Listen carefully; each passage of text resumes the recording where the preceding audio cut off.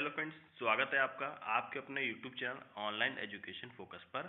दोस्तों, आज की वीडियो में हम देखेंगे 26 मार्च 2025 संबंधित जितने भी करंट अफेयर क्वेश्चन बन सकते हैं सबको हम इस वीडियो में कवर करेंगे। तो चलिए शुरू करते हैं आज का वीडियो अच्छी लगे तो वीडियो को लाइक करिएगा, शेयर करिएगा, चैनल को सब्सक्राइब करिएगा, बेल आइकन को प्रेस करिएगा। देखिए, फर्स्ट क्वेश्चन है, विश्व टीबी दिवस 2025 की थीम क्या है? A, and TB for all. B, let's fight TB together. C, yes, we can end TB. D, stop TB now. Right answer है option C, yes we can end TB. देखिए, विश्व क्षय रोग टीबी दिवस हर साल 24 मार्च को मनाया जाता है ताकि इस घातक संक्रामक रोग के बारे में जागरूकता बढ़ाई जा सके। टीबी गंभीर स्वास्थ्य, सामाजिक और आर्थिक प्रभाव डालता है, जिससे यह एक प्रमुख सार्वजनिक स्वास्थ्य चिंता बन जाता है। हर साल विश्व टीबी दिवस एक खास थीम के साथ मनाया जाता है जो टीबी उन्मूलन के लिए जागरूकता बढ़ाने पर केंद्रित होती है। 2025 की theme yes we can end TB पर आधारित है, जिसका मतलब है कि हम सभी मिलकर इस बीमारी को खत्म कर सकते हैं। देखिए, अगला प्रश्न है, भारत ने हाल ही में चीन से आयातित कितने उत्पादों पर एंटी डंपिंग शुल्क लगाया है? ए 3, बी 4, सी 5, डी 7। राइट आंसर है ऑप्शन सी, 5।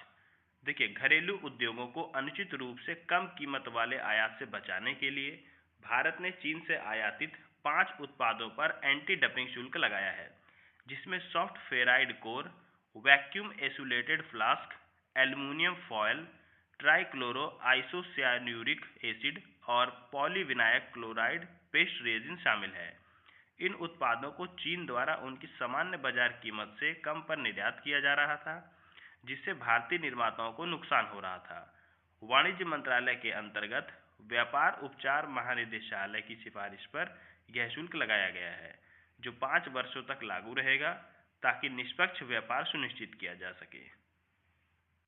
देखिए, अगला प्रश्न है, सार्वजनिक क्षेत्र के बैंकों ने वित्तीय वर्ष 2023 से 24 में कुल कितना लाभांश भुगतान किया? ए 20,964 करोड़ रुपए, बी 25,500 करोड़ रुपए, सी 27,830 करोड़ रुपए, डी 30,100 करोड़ रुपए। राइट आंसर है ऑप्शन सी, 27,830 करोड़ रुपए। देखिए, भारत में सार्वजनिक क्षेत्रों के बैंकों ने वित्तीय वर्ष 2023-24 फाइनेंशियल ईयर 2024 में रिकॉर्ड लाभ और लाभांश भुगतान में उल्लेखनीय वृद्धि दर्ज की है। पीएसबीएस का कुल लाभांश भुगतान 33% बढ़कर 27,830 करोड़ रुपए हो गया, जो फाइनेंशियल ईयर 2023 में 20,964 करोड़ रुपए था। यह वृद्धि इन बैंकों की मजबूत वित्तीय स्थिति और सरकार सहित उनके शेयर धारकों को अधिक मूल्य लौटाने की क्षमता को दर्शाती है। देखिए, अगला प्रश्न है, उत्तराखंड में धार्मिक पर्यटन को बढ़ावा देने के लिए किन 2 नदियों को किनारे कॉरिडोर विकसित करने की घोषणा की गई है?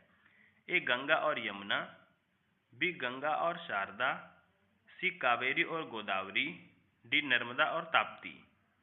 राइट आंसर है ऑप्शन बी, गंगा और शारदा। देखिए, उत्तराखंड के मुख्यमंत्री पुष्कर सिंह धामी ने गंगा और शारदा नदियों के किनारे धार्मिक पर्यटन को बढ़ाने के लिए कॉरिडोर विकसित करने की घोषणा की है। इस पहल का उद्देश्य न केवल बुनियादी ढांचे को सुदृढ़ करना है, बल्कि राज्य की सांस्कृतिक और आध्यात्मिक विरासत को संरक्षित करना भी है। देखिए, अगला प्रश्न है, मिजोरम से पहली बार सिंगापुर को निर्यात किए गए फूलों का नाम क्या है? ए गुलाब, बी एंथूरियम, सी गेंदा, डी लिली। राइट आंसर है ऑप्शन बी, एंथूरियम। देखिए, भारत के उत्तर पूर्वी क्षेत्र के पुष्प कृषि क्षेत्र के लिए एक महत्वपूर्ण उपलब्धि के रूप में कृषि और प्रसंस्कृत खाद्य उत्पाद निर्यात विकास प्राधिकरण ने मिजोरम से सिंगापुर को पहली बार एंथूरियम फूलों के निर्यात को सफलतापूर्वक सुविधाजनक बनाया। 1024 कट फूलों 70 किलोग्राम की खेप कोलकाता के माध्यम से भेजी गई। यह पहल न केवल मिजोरम के पुष्प कृषि क्षेत्र की संभावनाओं को उजागर करती है, बल्कि भारत के कृषि निर्यात को भी सुदृढ़ करती है। देखिए, अगला प्रश्न है, भारतीय पुरातत्व सर्वेक्षण ने केरल के किस जिले में 110 से अधिक मेगालिथिक दफन स्थल खोजे हैं? A Thiruvananthapuram, B Kozhikode, C Malappuram, D Palakkad. Right answer है ऑप्शन डी पलक्कड़। देखिए, भारतीय पुरातत्व सर्वेक्षण ने भारत में 2 अलग अलग स्थानों पर महत्वपूर्ण खोजें की हैं जो प्राचीन दफन प्रथाओं और बौद्ध धरोहर को उजागर करती हैं। हाल ही में केरल के पलक्कड़ जिले में मलमपूझा डैम के पास ASI को 110 से अधिक मेगालिथिक दफन स्थल मिले जो क्षेत्र की प्रारंभिक लौह युग आयरन एज सभ्यता को समझने के लिए एक महत्वपूर्ण खोज मानी जा रही है। साथ ही ओडिशा के रत्नागिरी में चल रही खुदाई में बौद्ध पुरावशेषों का एक विशाल भंडार मिला है। देखिए, अगला प्रश्न है, भारत के नए वित्त सचिव के रूप में किसे नियुक्त किया गया है? A Gopal Vitthal, B Ajay Seth, C Sunil Mittal, D TV Somanathan. Right answer है ऑप्शन बी अजय सेठ। देखिए, केंद्र सरकार ने 24 मार्च 2025 को वर्तमान आर्थिक मामलों के सचिव अजय सेठ को नया वित्त सचिव नियुक्त किया। उनकी नियुक्ति ऐसे समय में हुई है जब सरकार को राजकोष की अनुशासन और आर्थिक वृद्धि के बीच संतुलन बनाना है। 3 दशकों से अधिक के अनुभव के साथ सेठ ने भारत की आर्थिक नीतियों को आकार देने और वित्तीय सुधारों का नेतृत्व करने में महत्वपूर्ण भूमिका निभाई है। देखिए, अगला प्रश्न है, GSMA के बोर्ड के नए अध्यक्ष के रूप में किसे चुना गया है? ए सुनील मित्तल, बी मुकेश अंबानी, सी Gopal Vitthal, D Kumar Mangalam Birla. Right answer है ऑप्शन सी गोपाल विट्ठल। देखिए, भारतीय एयरटेल के उपाध्यक्ष और प्रबंधक निदेशक गोपाल विट्ठल को global system for mobile communications association GSMA के बोर्ड के अध्यक्ष के रूप में चुना गया है। वह सुनील मित्तल के बाद इस प्रतिष्ठित पद पर पहुंचने वाले दूसरे भारतीय हैं। विट्ठल का कार्यकाल 2026 के अंत तक रहेगा।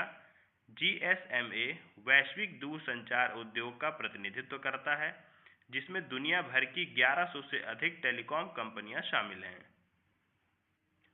देखिए, अगला प्रश्न है, केरल ने वरिष्ठ नागरिकों के अधिकारों की रक्षा के लिए किस अधिनियम के तहत वरिष्ठ नागरिक आयोग स्थापित किया है? ए केरल वरिष्ठ नागरिक अधिकार अधिनियम 2025, बी केरल राज्य वरिष्ठ नागरिक आयोग अधिनियम 2025, सी केरल बुजुर्ग कल्याण अधिनियम 2025, डी वरिष्ठ नागरिक सुरक्षा अधिनियम 2025। राइट आंसर है ऑप्शन बी केरल राज्य वरिष्ठ नागरिक आयोग अधिनियम 2025।